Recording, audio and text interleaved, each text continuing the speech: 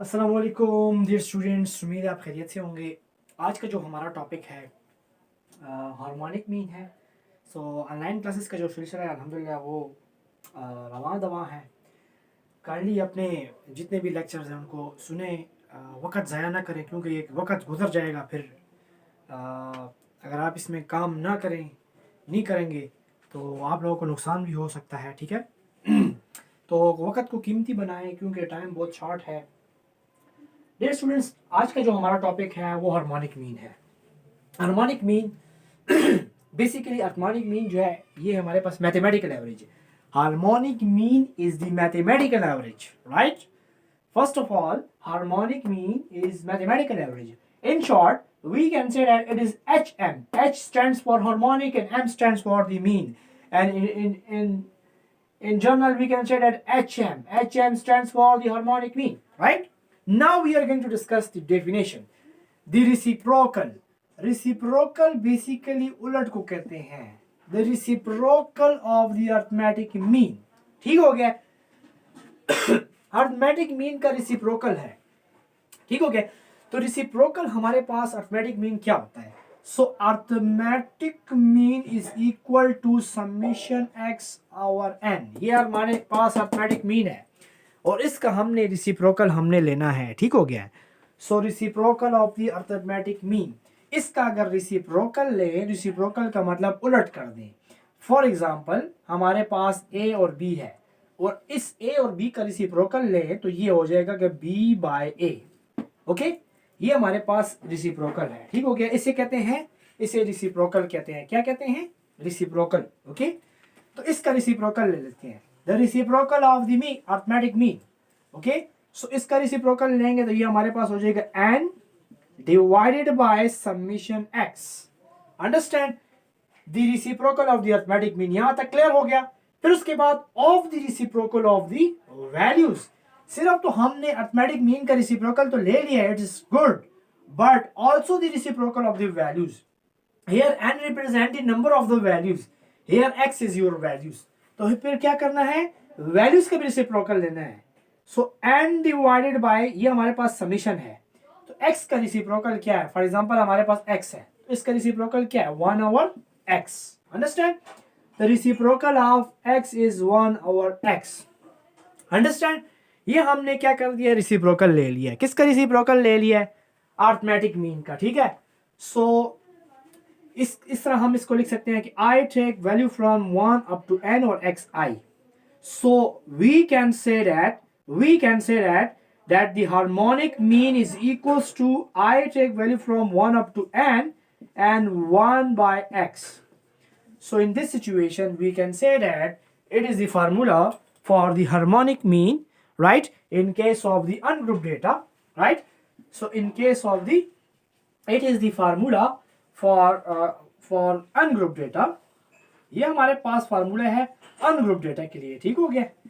अच्छा, ये basically summation x i equals to i take value from 1 up to n, इसको हमने split up कर देना है कि 1 by x1 plus 1 by x2 up to so on 1 by xn। ये हमारे पास बेसिकली है और n is number of the values होगी, ठीक हो गया।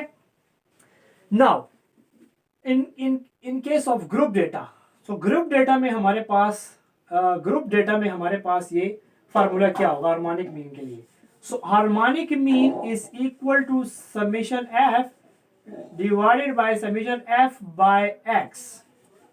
अंडरस्टैंड? तो हार्मोनिक मीन में हमारे पास जो फार्मूला होता है वो हमारे पास क्या है? समेशन एफ है, तो और नीचे हमारे पास क्या होगा? समेशन एफ बाय एक्स होगा। ये हमारे पास ये फार्मूला हमारे पास होता है इन केस ऑफ द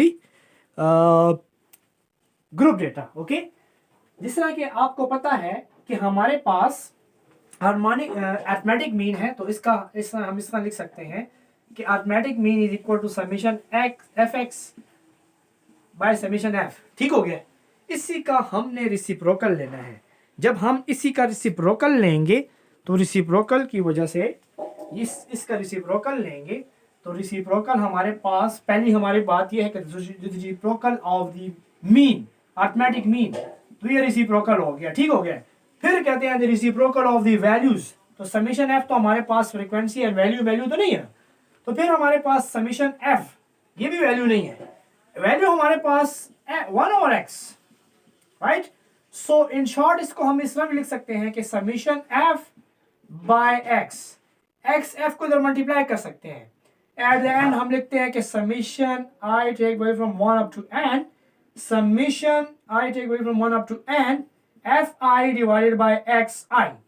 ये हमारे पास फार्मूला होता है, इसको हम इधर लिख सकते हैं कि harmonic mean is equals to 1 f i divided by summation i f i और x I.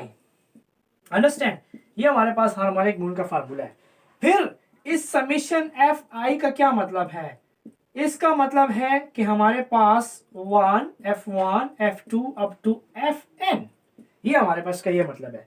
Similarly summation x fi xi equals to f1 by x1 plus f2 by x2 up to so on fn by xn। तो dear students, ये कुछ फार्मूले हैं, इसको आपने detail से देखना है। तो ये हमारे पास हार्मोनिक मीन के लिए दो फार्मूले, एक ग्रुप डेटा के लिए और एक अनग्रुप डेटा के लिए। Harmonic mean basically mathematical average है, लेकिन इतनी पॉपुलर एवरेज नहीं है as compare to arithmetic mean. Arithmetic mean is very one of the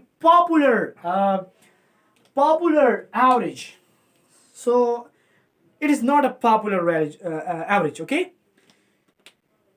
So dear students, it is used in those places where the largest weight is given to the small item. It is suitable for this averaging time and speed. Whenever we can averaging time and speed, in case of time and speed, if there is involved the time and speed in the data, किसी भी data में time या speed मतलब दिया गया हो और आपको कहते हैं फाइंड करते हैं, पहले तो ये बताया होगा कि फाइंड HM, तो HM तो ये है। अगर इसी तरह ना हो, तो अगर सिर्फ ये दिया होगा, टाइम दिया होगा या स्पीड दी होगी, एक चीज दी होगी, ठीक हो गया, और आपको कहेंगे कि फाइंड करें सुटेबल एवरेज। क्या करेंगे?